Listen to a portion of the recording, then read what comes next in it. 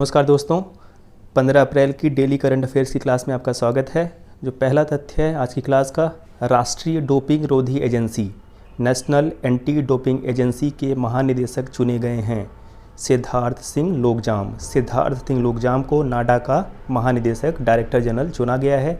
नाडा की स्थापना 24 नवंबर 2005 को हुई थी नई दिल्ली में, और नाडा के जो चेयरमैन होते हैं वो भारत के खेल मंत्री होते हैं, भारत के खेल एवं युवा मामलों के मंत्री।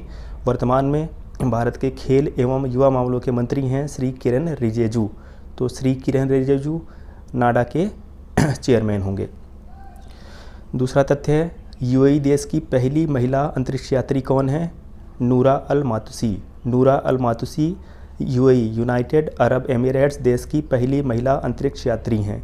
यूएई की राजधानी अबू धाबी है और यूएई की स्पेस एजेंसी का नाम UAESA है, United Arab Emirates space agency.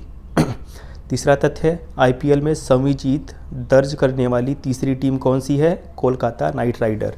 जो पहली टीम थी जिसने 100वीं जीत को दर्ज किया था वो थी मुंबई इंडियंस, और जो दूसरी टीम थी वो चेन्नई सुपर किंग्स थी। तो तीसरी टीम बन गई है कोलकाता नाइट राइडर, जिसने कि 100 जीतें दर्ज की हैं आईपीएल में।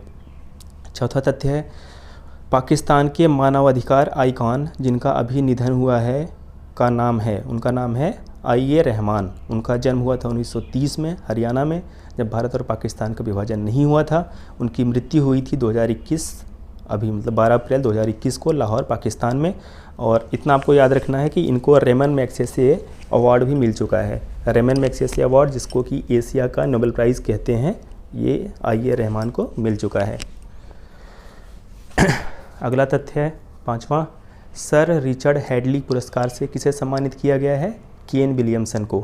सर रिचर्ड हैडली जो कि न्यूजीलैंड टीम के पूर्व ऑलराउंडर हैं, उनके नाम पे एक पुरस्कार है, सर रिचर्ड हैडली पुरस्कार। इसको दिया गया है न्यूजीलैंड टीम के कैप्टन केन विलियमसन को।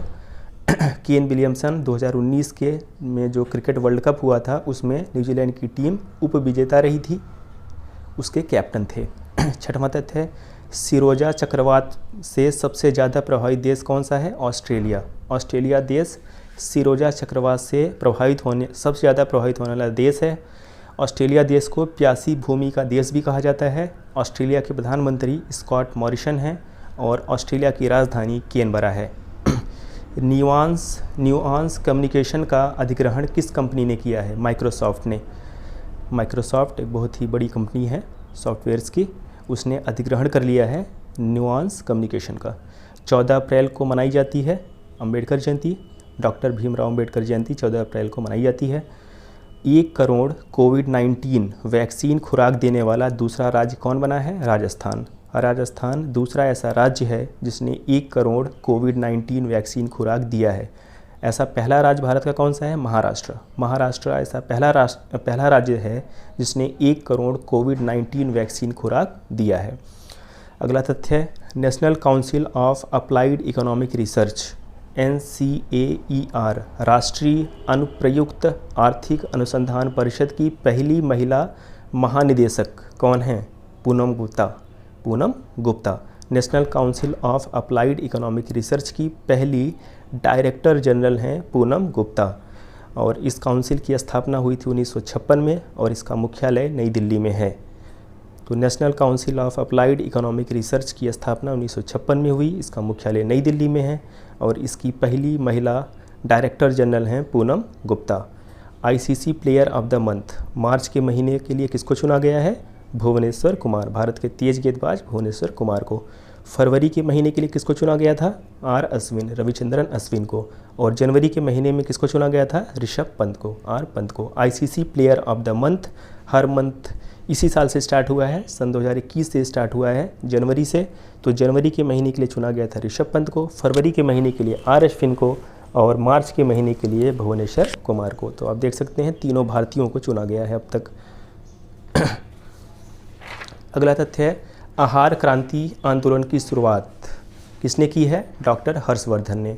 भारत के स्वास्थ्य मंत्री, भारतीय केंद्रीय सरकार के जो स्वास्थ्य मंत्री हैं डॉक्टर हर्षवर्धन, इन्होंने आहार क्रांति आंदोलन की शुरुआत की है। जहां झुग्गी वहीं मकान योजना की शुरुआत कहां पे हुई है? दिल्ली में। दिल्ली के मुख्यमंत्री श्री अरविंद केजरीवाल द्वारा।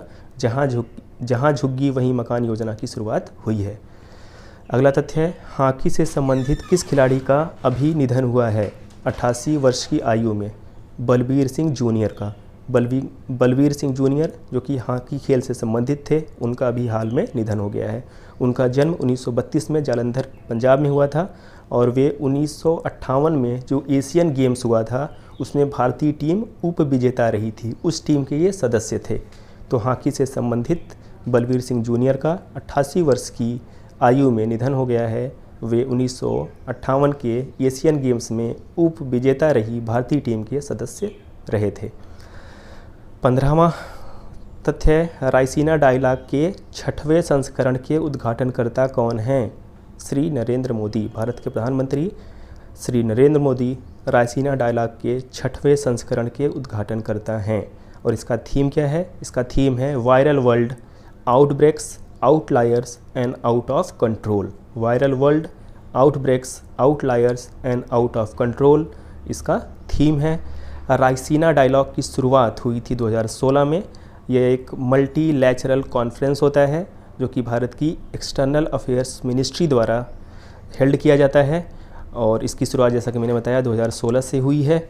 और ये सिंगापुर का जो सांगरी लॉ डायलॉग होता है उसी की तर्ज पे भारत सरकार ने इसको बनाया है। सिंगापुर के सांगरी लॉ डायलॉग के तर्ज पे इसको बनाया गया है। किसको? रायसीना डायलॉग को। तो रायसीना डायलॉग 2021 में इसका जो 6वां संस्करण हुआ है उसके उद्घाटनकर्ता श्री नरेंद्र मोदी हैं और इसका थीम है viral world, outbreaks, outliers and out of control. नमस्कार।